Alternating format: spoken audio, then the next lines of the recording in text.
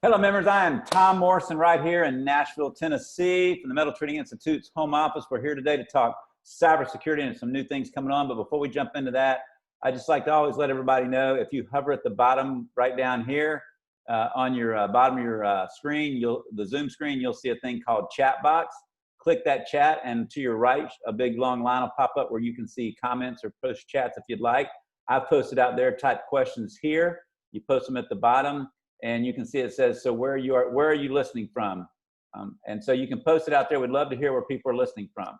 So a couple things I want to make people aware of. I always talk about MTI happenings. We've had some big things going on right now. So we just stopped and had our FNAvirtual.com. It was our Furnaces North America live show that brings 1,800 people all around to a place we're going in Louisville, and it got canceled in July due to COVID, and we punted and pivoted, whatever the P word you want to use is. Everybody says pivot. I kind of got tired of that, and I heard somebody say, hey, we punted. I'm like, okay, new P word to show how you switch gears. So we transitioned into FNA Virtual. We had 96 exhibitors and 1,100 people come to the conference. It was amazing.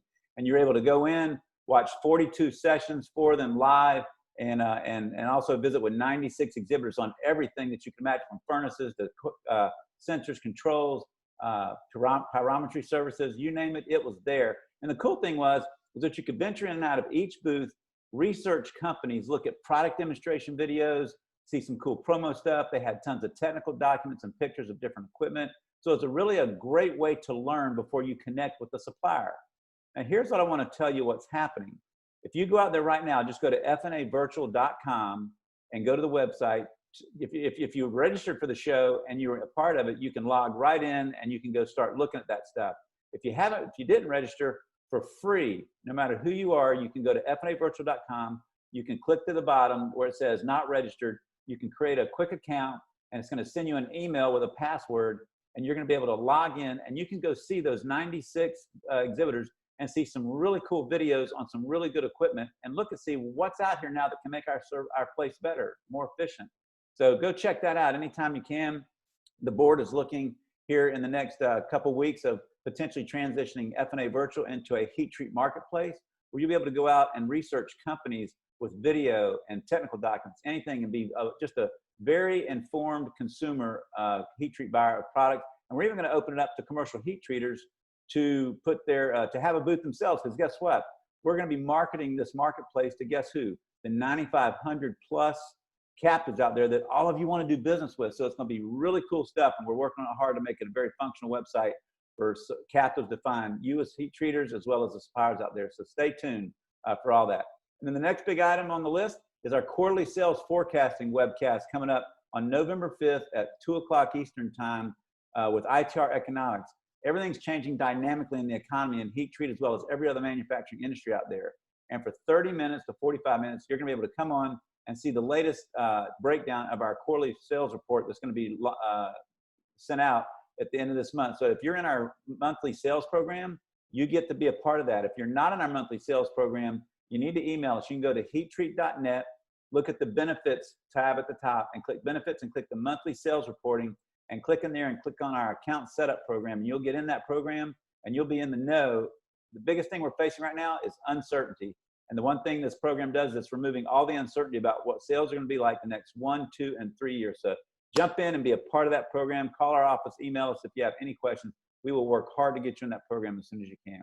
So, but enough about that. It's big stuff happening today. The even bigger thing happening is cybersecurity and this thing called, let me see here, Cybersecurity Maturity Model Certification, or CMMC. And we got our big expert here, Mr. Nick Espinosa. He's a part of our industry support team that we brought on for cybersecurity issues with members. Nick, how you doing today? I'm good. I'm good. Thanks for having me. And I feel a lot better than the last time we had one of these webinars. Let me tell you that. So I remember that, man. You were coming down with the COVID, and everything's fine now, right? Yeah. That was some of the roughest 3 days of my life, and then 6 weeks trying to keep up with everything. But yeah, no, doing good now, and looking forward to discussing all things CMMC right now. Well, you look good, man. We appreciate you being here. And I know Nick spoke at our Vancouver conference last year and at our fall meeting, and everybody was so impressed with what the knowledge that Nick brought to the table with cybersecurity and those issues. But hey, the DOD, Department of Defense, has broke out new rules for this CMMC, and there seems to be a lot of confusion, red tape, just the typical things that rolls out when any government body rolls anything out. And I know we're here to help unpack that with you. So talk to us. So for the members, what is the breakdown of CMMC, and really why is it so important to them to understand what's going on with that? Sure, and I think that's a really good place to start. So as you said, this is the Cybersecurity Maturity Model Certification. This came out in late January. I think it was January 31st, actually, of this year. And so I'll be honest with you, every industry that works with the Department of Defense, including cybersecurity, are scrambling right now to figure this out, to get this locked down. And part of the problem that we've had is that they've shifted a couple of things already, and we know that what we are seeing right now is not going to be the final maturity model. That said, we are getting into that mode right now, and so everything that I'm about to tell you here may be possibly subject to change, but this is what we know on the ground right now. I'm also in talks with the CMC folks in the DOD, specifically NIST, the National Institute for Standards and Technology, to actually be on one of their advisory boards for the CMMC. So I'd like to think I'm pretty much in the know. But right now, what we know is that this is essentially 5 levels of cybersecurity preparedness and readiness that you can have. Essentially, it starts at level 1 with basic cybersecurity hygiene, and it goes all the way up in the maturity level to essentially advanced and progressive, where an organization is now looking at what's called an APT, or advanced persistent threat, and how they are dealing with real-time attacks and everything else. The intent overall of the CMMC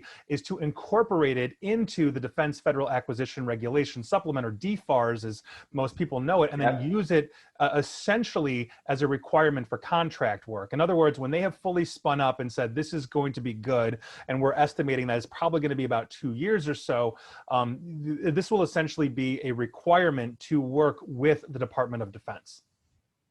That's the core of it right now. So now the NIST standard 800-171, does CMC do away with that, or do they have, or why would they have to do that previously? No, not at all. So the NIST 800-171 standard, which is actually going through revision right now, as it's always going through revision, it's a living document, is actually it's still the granddaddy, it's still the gold standard for what we use essentially to create a cybersecurity framework, not just for government contractors, but for all businesses worldwide, as in some way, shape, or form ripping off NIST 800. And so the CMMC is basically, the core of it is 800-171. CMMC levels 1 through 3 are basically encompassing about 130 of the security requirements specified in 800-171. And then CMMC is going to incorporate additional practices on top of that from other standards, depending on essentially what you do for the government. So we have an aerospace standard, which is called IAI and all of that. We've got NAS 993, which is the critical security controls for the aerospace industry as well. We also have CERT, which is the Computer Emergency Response Team standard, as well as the Resilient Management Model, RMM, which is all incorporated into CMMC. But CMMC itself, the base of it is actually 800-171. And so as we are doing CMMC readiness work, which is a lot of the work that my firm is doing, as well as like a zillion other cybersecurity firms out there, we are actually modeling right now our CMMC because everybody's at level 1 and progressing. It's all modeled after 800-171. And from there, we can literally just Tetris in the controls from 800-171 into the CMMC. So if you're already on that path as a metal treater in 800-171, don't worry about it, because that will shift to CMMC very easily, because the core of what CMMC is based off of that standard. The big difference, I think, is that this is actually giving you the ability to certify that you have these controls in place, whereas NIST 800-171 never had basically something that says this is proof that we've done it. It's a framework that you could adhere to, that you're supposed to show an auditor that you've done. This now gives you the ability to get certified in saying you're actually practicing what you preach. So it's pretty cool from my standpoint. I heard tons of acronyms like ABC, XYZ, POP. I mean, they're all over the place here with this NIST standard. So how does a member stay abreast of all that stuff? Well, in the same way I stay abreast with metal treating, I ask you. We all have our specialties, right? And so I think part of this is understanding that people like me are going to be sitting down and looking at NIST on a regular basis. I've been involved with NIST in some way, shape, or form since the early 2000s when I was one of their contractors that helped proof of concept AES encryption. So I've been very much involved in these kinds of stuff, as has many other cybersecurity professionals as well. And it's our job to keep abreast of this and then essentially relate it to you in webinars or articles and all of that. But if you do want to keep up with these standards, you can go to the CMMC website, which I believe is a mil.gov website off the top of my head. And they are continuously publishing that. Assuming you want to read all the reference work, that comes into this as well. But this is actually a shifting standard. And I have a couple of slides here, I think, that will clear up, I think, some of the confusion between 800.171 okay, and shoot away. CMMC as well. So let me share my screen real quick, because I think you guys will find this pretty interesting. And Tom, I assume you can see my screen? I can. Okay, so this is right now the standard that we have right now. This is the NIST 800-171 framework: identify, protect, detect, respond, and recover. And then you have 22 categories. But like most of government work, when they are building a new framework, whether it's HIPAA compliance or PCI or any other standard, what they're doing is essentially taking 800-171 and then Tetrising it into whatever those standards and requirements are. So basically, we are taking NIST 871 and converting it into the CMMC model, which is 17 security dimensions. And if you note here, there are a lot of things that literally verbatim are the same control or function that we have in NIST. Access control, asset management is the very first thing we look at when we are talking about NIST. Awareness and training. These are basically being Tetrised in, and then you include, let's say, the specializations of other NIST 800 standards or the aerospace standards and all of that. But at the end of the day, we are essentially doing this. Now, the framework, when we are looking at cybersecurity frameworks to apply to our corporations to make it more secure and ready for the DOD, actually falls against a more aggressive scale. And so if you look at it here, these are essentially some of the core cybersecurity frameworks that we see applied to corporations around the globe. And you'll note in big in green to the right, which is between moderate and robust coverage, is the NIST 800-171 standard. And so you'll also note that FedRAMP is more on the robust side here. And so we are looking at CMMC to be just on the south side of robust, meaning it is a fairly stringent standard that everybody has to essentially apply for. And that is, I think, a very important thing that we are doing. And if you want to do government contract work, you're going to have to start adhering to this to a level that is required for your size of organization, the sensitivity of the work that you're doing, and all of that. Meaning the way we would, let's say, secure Raytheon for a CMMC would be much different than if it was a 20-user company that's a subcontractor, to the DOD. So by virtue of that, they are creating something that is scalable, but also able to be certified, that actually has a very solid level of protection. We've been using NIST 800-171 as our standard for assessments.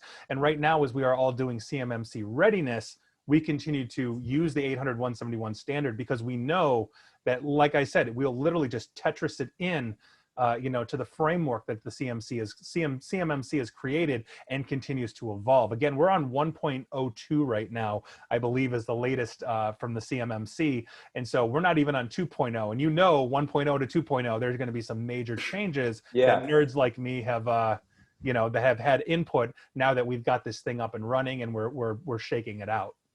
So you said certified a number of times. So that must mean members and people doing business with DOD have to do certain things to get certified. So can you outline those steps and for people? Absolutely. And this is actually one of the biggest consternations in cybersecurity as well. Our industry is scrambling to do either one of two things: to either be an accreditation body or to be a third-party assessment organization, or C3PAO. So what we are trying to become is both. In other words, I could not be, let's say, the person that comes into your organization and assesses you, and then be the person that implements it and then assesses again. So in other words, this would be like me telling my daughter, hey, go clean your room, and then telling her, okay, you go check it. Did you do a good job? I know she's going to say yes. That's what kids do, right? Right. So by virtue of that, you're going to have an implementer and you're going to have an assessor. And so what's going to happen is once you've done that and the assessor comes in and says you've correctly implemented CMMC, you actually get accreditation. You get a CMMC certification that is valid for 3 years from the time that you have been assessed. So unlike NIST 800-171, which obviously you just have to use it as a living document as you grow and scale your business, the CMMC is the same way, but now you have a certification that you can literally use in the bidding process, and it will be a requirement for the Department of Defense, as soon as they completely shake that out. So that they get an assessment along the way or some kind of audit? So basically, the assessor is the third-party independent body. So in other words, Okay. Tom, you have a metal treating company and you say, Nick, we've done our due diligence. We think we've got CMMC running. I, as an assessor, and we are in the process of applying to be both an assessor and an implementer in this as well. We would come into your metal treating company and say, yeah, you've actually done this. Good job. You are now certified CMMC for the next 3 years. Now, Gotcha. You could completely forget about it and completely tank it in 6 months in and not do anything and not keep it up. And then I'm going to come back 3 years and assess you and say, Tom, what the hell happened, man? Or Right. You're going to keep it up and I'm going to say, great, you've got another 3 more years. But if you want to do DOD work, this is the standard that you're eventually going to have to basically adhere to. You're going to have that certification. And if you are a subcontractor in this sense, it is also going to apply to you in some ways as well. So a couple of our members have some really good questions. So how do they know which level they need to be? So everybody has to be at level 1. It's just That first step. Basic cyber hygiene. And actually let me put up another slide real quick. And this is actually the last slide I have for you. But as we are looking at this, if you look at here, and you should see my screen. Yep. Okay, Perfect. good. So this is the progression. Everybody on CMMC is going to have to reach level 3. Level 3 is essentially the assurance of 130 NIST 800-171 controls that look like, that are Tetris into CMC language. And then what the requirement is as you scale is going to be into 4 and 5. This is what we understand right now. Mm-hmm. Okay. And so when we have demos and we are looking at creating that framework, I actually do have one more thing I can show you here. Let me pop this up. So let me stop this share. This right here is one of the things we've been working on. And I can show you the levels of this as well. Let me see. Okay. Now, do you see this? It's good. Yep, I do. Okay. So this is essentially the framework that has been created in Microsoft Excel for basically the maturity model version 1.02, which was March of 2020. And as we are creating policies and guidelines, the standard that we have essentially is by organization. So if you see row 2 here, it says micro or small under 20. 20 to 100 in terms of staffing size or employees, 100 to 200, 200 to 2,000, 2,000 plus. And by virtue of that, the larger you become, the more strict and stringent the standard becomes, the more you have to put in. So if you look at row 8 here, when they are talking about basic identity management, you see Active Directory on the first couple of levels. That's a very basic Microsoft product. But when you start getting into the medium sizes, it requires more advanced identity management products like Okta. And now for the record, I am not, any product you see here, I am not recommending. This is just essentially like a demo template. So there's a lot of different firewall types. So I have my own brand preferences. I'm happy to share them with you. But if you see something here, do not assume that this is an endorsement by me. Although I do endorse Okta. That's a great product. So as you grow up, as you scale, as you employ more people, the standard for your defensive capability, both physical, virtual, and administrative, are going to increase as well. And that is just essentially the name of the game. I mean, how we defend a 20 user person or a 20 user company, excuse me, is actually very similar to how we would defend a 2,000 person company, but we scale to meet the challenge. We scale to meet the infrastructure, the monitoring capability, and everything else. So don't think that you're going to sit here and say, oh yeah, I got through my level 1, all good. Where's my contract? You know, that's not how this is going to work. Now, again, as I've mentioned before, and I will reiterate again, we're in 1.02 right now. We're still shaking this out. This came out in January of this year. And so right now our primary focus is knocking out levels 1 through 3, because we know that's basically not going to change drastically because it's 871. So is this law now, or is it in the process of being the rules? So this is the standard that they have released right now, but this is what people have to live by starting now. Well, so we believe the ramp up time is roughly 2 years from everything that we've heard. Okay. So I have yet to have some person, or rather some company that's a DOD contractor, and I have a ton of DOD contractor clients that come to me and say, oh my God, we have 3 months to get this going. Now most of them are on NIST 800-171, and they can attest to that through their documentation, their controls, and all of that. And so the government right now is, I think, still shaking this out. But essentially what they've done is say, hey, these are the standards we're going to have to meet. We are in the process of ramping up auditors, assessors, implementers, all of that. There's a massive backlog in my industry to get people like me. Like I still have applications in. Like I have not even heard from them. Right. And I have ties to them. You know what I mean? Right. And it's not just me. It's every other nerd I know that's in this boat, my colleagues. So they're not going to sit here and basically say, do this tomorrow, because quite frankly, there's not enough of us to go around. And so the way my industry, cybersecurity, is positioning it to every industry, including metal treating, is we are going to do the readiness. We're going to get you in that zone. So by the time they hit the ground and running, maybe we have some small adjustments to do, but we're at least at level 3 with the CMMC, and you're good to go. And, and then as you scale levels 4 and 5, and you're going to need parts of level 4 and 5, no matter what the size of the business is. But again, as I showed you on that Excel sheet, the more it rises, the more aggressive the standard is going to become.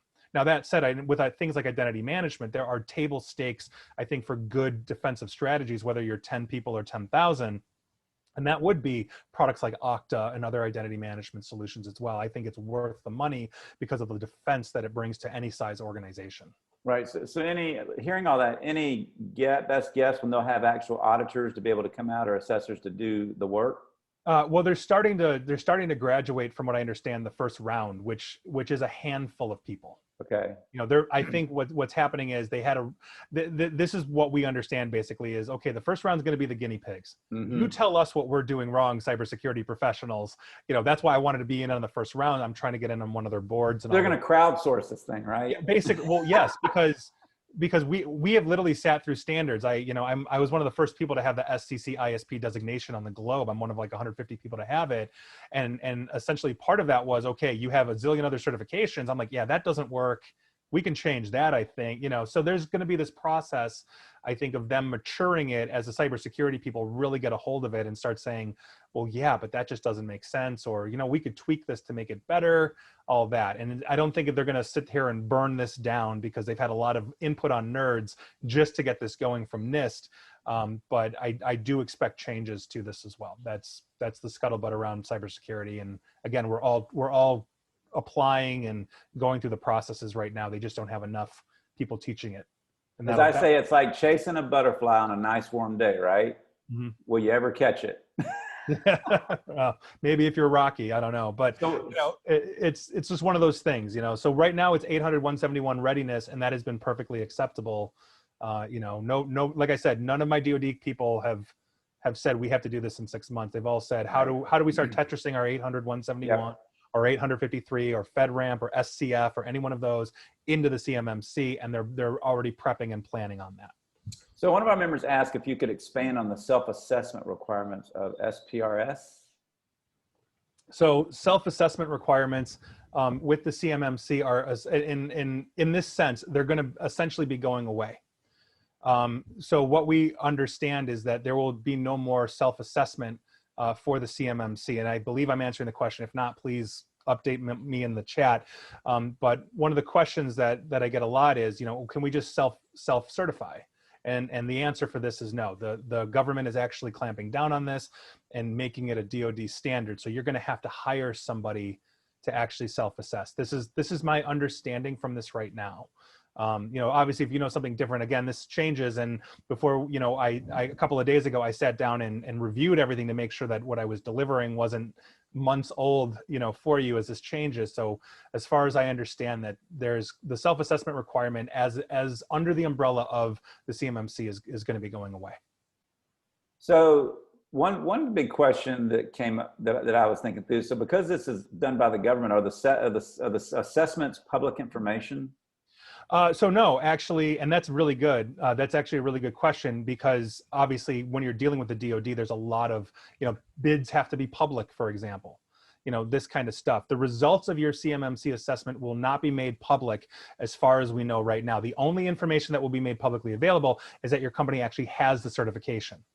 And I think that's actually really important in the sense that, one, if the DOD is requiring you to have the certification to bid, then you're going to have it anyway. So if you're showing up on, let's say, public bid information for the DOD, right, that's already going to be out there. But the reason why we wouldn't want to make it public, nor would any cybersecurity professional really recommend making it public, basically is because that gives a roadmap into defensive technologies. Mm-hmm. So you're using firewall X and antivirus Y and identity management Z and all of that. Well, if I have, let's say, those meet a standard, but maybe they have known vulnerabilities, or maybe there is methodology that we can use to attack it in a specific way. So having that out in the public, I don't think would be a good idea at all. Right. Yeah, and it's not so far. Now, that said, the DOD is going to understand what certification levels you're at. Right. So if you're certified to level 3, for example, they're going to know that you're DOD certified level 3 as opposed to 5 or 1 or whatever it is. And so by virtue of that, they will have that inside information because, again, you're part of their supply chain. They are trusting you, mm-hmm. with their information, and so they're going to want to know exactly what you're running and just how deeply you've gone down the cybersecurity rabbit hole, if you will. How long do you suspect that process takes to get certified? What should a member expect? So if we're doing a NIST 800-171 full-blown controls assessment, typically it takes us about 6 months or so. Now, the goal of the CMMC is to actually streamline, and I should say it depends on the size of the company. Mm-hmm. If you're 20 people in an organization, it's a much more easier controls validation for 800-171 than it is if you're 1,000 people. Right. But I would say my average, and I tend to work with larger corporations.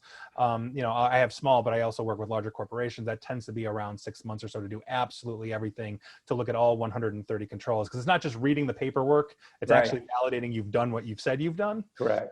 So that said, one of the goals of the CMMC is to try and streamline that process so that when a assessor comes out to look at this after implementation, you basically can present very quickly and very easily this information. And if your other third party is an implementer certified for CMMC, then that process is technically designed to move faster. I think they're actually, if I'll be honest, I think they're still vetting that out a little bit, mm-hmm. But I think it's going to be a much faster turnaround than essentially validating 800-171, and you get a certification at the end of it. So that's pretty cool. So you mentioned number of users. One of our members asked to clarify the number. Is it the number of employees that work for the company, or is it the number of network users that are going to be accessing stuff?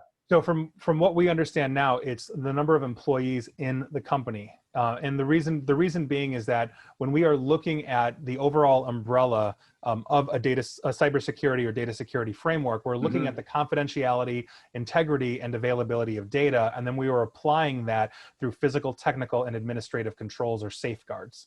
And so by virtue of that, if you have employees that are working in your business, they still have potential physical access right.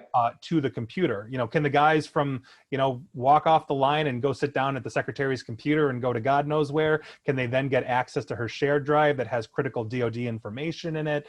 So I think what we understand right now is it's the size of the company. So if two people are working computers and you have 2,000 people employed, you have to meet the standard, Yeah. So it's a lot of stuff and a lot of technical stuff. It is. And it's all new, and it's like a fire hose. So in your mind, what are the 1 or 2 things that you go, you know what, pay attention to this? It's the things that what are people going to typically miss or maybe overlook in this process trying to make this stuff right? Well, I think overall, I think where people miss is two core things. And this has nothing really to do with the CMMC so much as it is the approach to cybersecurity itself. So whether you're implementing NIST or ISO or CMMC or even PCI or HIPAA or whatever, I think that a lot of organizations really need to start with running a risk tolerance analysis. And I believe I mentioned this at Vancouver as well. So if I walk in the door and you can't tell me in hard and soft dollars how many computers can be down for how long before, everybody's screaming, torches and pitchforks at the CEO's door, you're out of business, then you're really missing the boat, because you can't really create a contingency plan that speaks to restoration of data in the event of an emergency. Right. Ransomware attack, earthquake, whatever that is. And so you have on paper, oh, well, we can restore operations in 24 hours. That might look great. That might sound great. But if you can't quantify that in hard and soft dollars, then maybe that restoration time needs to be 6 hours, for some computers. Maybe marketing can be down for a week and nobody cares, but production can't.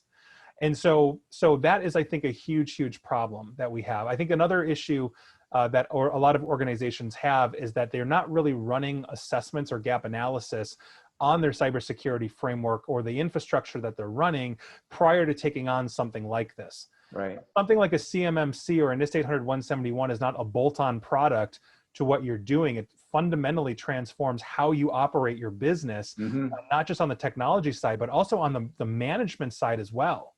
Right. You need to have controls, policies, procedures put in for all of your people so that they know that, okay, even if the computer forces me to change my password every 30 days, that there is a reason for this, or how they handle data, or if something gets past your spam filter that looks like phishing, they've been trained to learn and understand, hey, wait a second, this isn't right, and nobody would ask me to transfer money to Russia, legitimately. It's these kinds of things, I think, that we genuinely miss. And the CMMC is going to be no different, because at the end of the day, we're starting with NIST 800-171 with just a different name. Right. That's really what we're doing here. And so if you've been on that journey for 171, then I think you probably understand where I'm coming from with that. It's a rather critical thing. You know what I hate about the spontaneous, it's time to change your password message? It always pops up when you're in a darn hurry and you never have time to change it, document it, and put it someplace you can remember it. It always pops up when you least want it to. And that's why it's policy. In the same way that when people update, like, oh, you have an update, click the update, never, next, never, cancel, my God. But we update because we are patching for known vulnerabilities that Microsoft or Apple or whoever have found. Right. And so if we leave that in control of the user, we'll get a whole bunch of Toms that say, I am not changing this damn thing until I'm in the grave. Like, that's it, and so that's why we have controls in place that are automated, that you're not emailing your staff saying, change your password tomorrow. Nobody will do it. Basically the computer's saying, shut up and change it or you can't get in. I just looked at my spreadsheet yesterday when I had to add a new password in there for another company, and I'm up to, I think, 182 lines of passwords. Sounds about right. Yeah. It's just, it's all different. I try not to let one password garner everything, right? So it's crazy how many passwords you have today. Well, nor should you, because if that's ever breached, it's done. Everything's open, not to mention enabling multi-factor authentication and all those kinds of things, which is just table stakes right now. So So one of our members talked about, he said SPRS needs to be done by the end of September, but being accredited doesn't need to happen for a long time. Right. Are we still 4 or 5 years away from actually losing? So when would they be at the risk of losing jobs because they aren't at it yet? So I'll be honest with you, and as I mentioned, self-accreditation is going away under the CMMC umbrella. I'm aware of that. I was aware of that deadline. I honestly don't want to give you a straight answer on that, or because I'm not sure. We are speculating. We believe from everything that we've heard from my contacts in NIST, others that are also involved in this, that it's going to be a couple of years before they really formally say, okay, you have to do this, or the DOD is going to stop issuing contracts to you, in that sense, or as a subcontractor as well. So we're not sure. And the interesting thing too is that we've seen historically arbitrary things come from the government where they say January 1st, 2022, you have to basically do this or you're going to lose this. And then they say, well, 6 months later. And part of it is because right now, if they were to, let's say that standard is January 1, 2021, nobody would be bidding. Nobody would be bidding on contracts because nobody could, because nobody has a certification. And so they know that there has to be a transition period. It's not going to be 4 or 5 years. If it's 4 or 5 years, then something has seriously gone wrong inside DOD.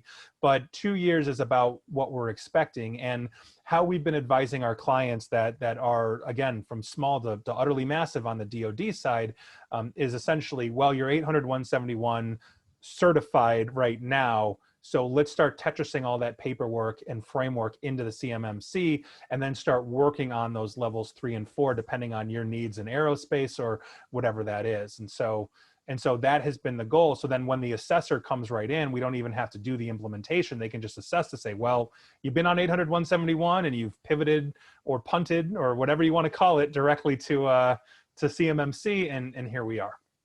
So one of our members has a great question. How do a lot of our members tie in as a third party in the system? So how does this affect customers that require remote support from a third party supplier?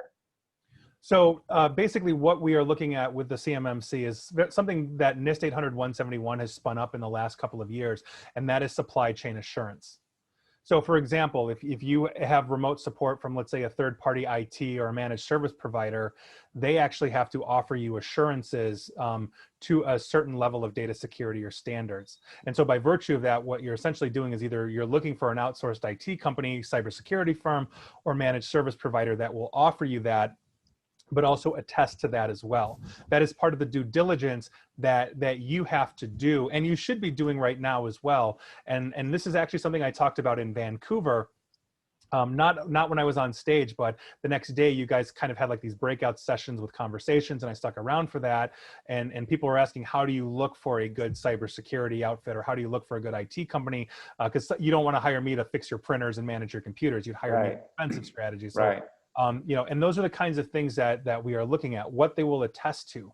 Because if you think about this, as long as you are basically producing, as long as you're not producing like over-the-counter goods for the DOD, you basically need to, as a subcontractor, maintain a CMMC certification every 3 years.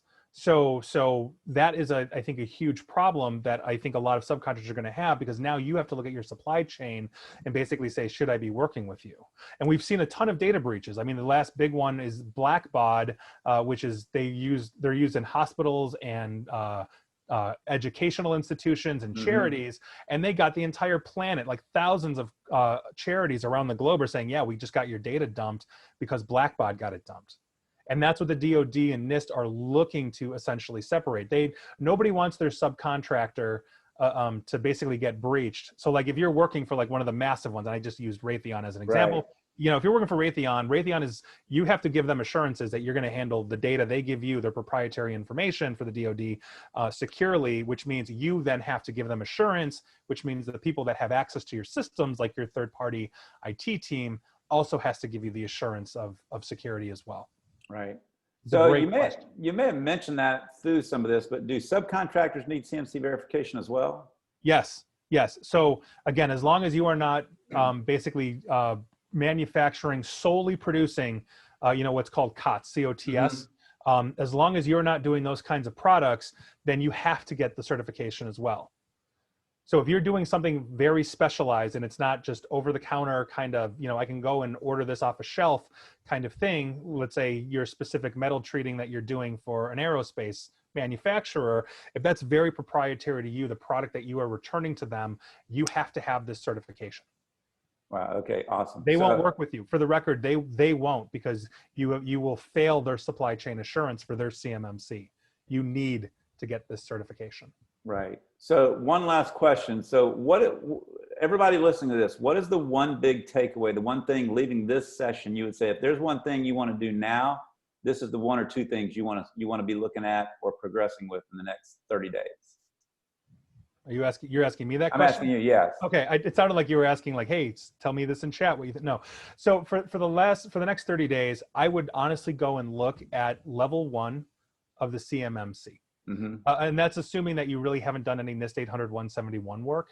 But if you're just starting down this path, I would start with basic cyber hygiene. It's essentially going to look at all of the basic DFARS equivalents. For that, it's going to start to get your paperwork in order. But what I would start looking at in terms of readiness for this is I would look at performing a risk tolerance for your organization and then getting like a NIST 800-171 overview assessment. Not an actual controls assessment that will take months and cost you just a truckload of money. But typically what we'll do is something like an overview assessment. So we will go back to those 22 categories of NIST and say, okay, what is your asset management? What are you doing for awareness and training? Take a look at this, test the infrastructure, see where you're at on the spectrum, get scored against NIST at a very high level. And that is going to give you the roadmap to say, okay, in the next, let's say 18 to 24 months, we are going to focus our energy, resources, time, money, et cetera, on getting the certifications by putting these things in place and building that framework and then the roadmap to execute on. And that's something that I think you're not going to get an assessment, even an overview assessment done in a month. Those usually take a couple of months to do or so. But you're going to get on that road when you start looking at this kind of stuff. And there's some really good documentation out even from the DOD on this, and NIST. But now obviously if anybody has any questions, I'm the cybersecurity guy on the web portal. Feel free to ask me a question. I've actually met with a few metal treaters already through MTI, just asking these questions as well. So I'm going to show them how to access that here in just a few minutes. So another member asked a very good question. So a lot of these new standards, is it a balance between hardware and software, or what's the balance? So that's actually a very interesting question, because it's a balance of, again, if we are looking at this from the standpoint of administrative, technical, and physical safeguards, it's a balance of not just hardware and software, whether it's cloud solutions on-prem, whatever it is, it's also people. How are you training and educating your people? Because, law number 3 of the 5 laws of cybersecurity, humans trust even when they shouldn't. And so, I can build you, and I like to say it, I can build you a Ferrari worth of cybersecurity, but if I'm turning the keys to the Ferrari over to a chimpanzee, how far are we going to get? Right. You have to learn how to drive. And I think that's one of those things. So yes, it's going to be software, whether it's identity management solutions in the cloud, on-prem, defensive technologies like antivirus, threat awareness, EDR, all that kind of stuff. It's going to be hardware like firewalls, FIPS compliant wireless access, like all this kind of stuff. But then it's going to be on the administration side. How are you maintaining this? How are you ensuring that as you have a growth strategy, you've got the maintenance side down, you've got the education side down, you've got the paperwork side down that you need for certification. So it's going to be a little bit of everything. I wouldn't focus on hardware or software or people singularly. I would look at all of them collectively, because it's going to take all of that working in concert to maintain a good cyber defense strategy, whatever that is. Well, so it's really a 360 holistic approach about the whole thing. It has to be. Yeah. It has to be, because if you're looking, or we're running a gap analysis, and you're running like your Comcast modem as your firewall, that's a huge problem. Right. Just as it would be if you've never trained your people and they're answering every email from Prince Ubuntu from Nigeria. Right. Like we have to look at this at a holistic level. And the goal of a NIST framework or CMMC or any other framework, even PCI, which is more basic, is to holistically look at how we protect the confidentiality, integrity, and availability of the data. In this case, it's DOD data, whatever that data is. But at the end of the day, that's what we're doing. That's how we approach it. Well, as we head into the digital space, virtual, remote, I think I speak for all of our members, Nick, that I'm glad of one thing. I'm so glad that you are on our team. Well, so I want to tell members how to get a hold of him. So if you go out, I just shared my screen so everybody can see it.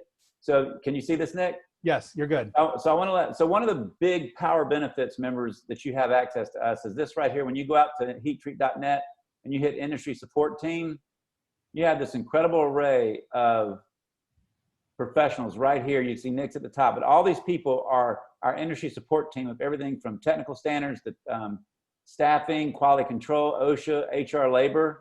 So you can do that. And if once you log in, you see this little get connected box, you can click here to tap into Dan Herring, our heat treat doctor, for metallurgical and technical support. HR questions on COVID, diversity and inclusion, or HR policies. You can get a hold of Chad Sorensen by clicking here. And here you can go to ask our cybersecurity pro, Nick, and you just click that and up pops a little box that you just put in your name and your company information and details surrounding and number of employees, because that gives him a sense of how big the company is for rules. And then you just put in here and hit submit. Nick immediately gets that form, and then he can turn around and answer you immediately as soon as he can get to it. So easy way, members listening in here, to get your people to connect them with Nick. He's there. It's free to connect with him. And then if there's any services that should be done, then you'll negotiate that with Nick. But you get that first initial response and just say, hey, Nick, this is our issue. What path do we need to go? And that's typically a big place where people make the wrong decision because they guess. And it's great, Nick, to have a guy like you that's partnered with us now that can help our members at least turn right or left and at least be heading the right direction initially. Yeah, and I'm happy to do it. I mean, I recently spoke to one of your members, I want to say about a month ago or so. We just had an email conversation, and we had about a meeting that actually ended up being about 2 or 3 hours because I really started nerding it up with their the head of their IT. Right. But at the end of the day, they said, hey, thanks for the information. We think we're going to, do this ourselves. And I gave them ballpark figures of industry wide. This is about what you're going to pay for this stuff. And they said, we're going to give it a shot. And if we need help, we'll let you know. And hey, that's great. I feel like I've done my job, and that's what I'm here for in that sense. So I try to be as unbiased and just, direct as possible with it. But no, I'm happy to help whatever it is, because this is a tangled mess that even we in cybersecurity, have to undo. And every time, the government comes out with some new standard, one, we're like, yay, they're going to actually tighten controls, which is great for our industry. But oh God, is there a bottle of scotch around? Because I have 3,000 pages of this shit. So excuse me. That's what it is. Right. So anyway, but no, we're obviously happy to help. And one of my day jobs is keeping up with stuff like this. So, awesome. So if you've got questions, I will do my best to answer it. And if I get a flood of questions after this, just give me a couple of days, but I will get back to you, I promise. Awesome. Well, Nick, thank you so much for being here today with us. Members, thank you for attending. And remember, mark November 22nd on your calendar for the next Heat Treat Live.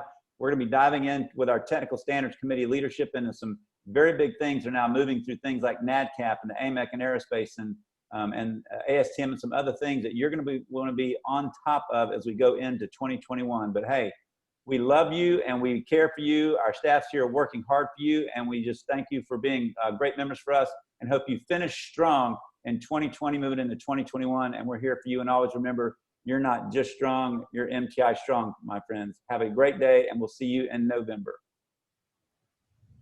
Thanks for having me.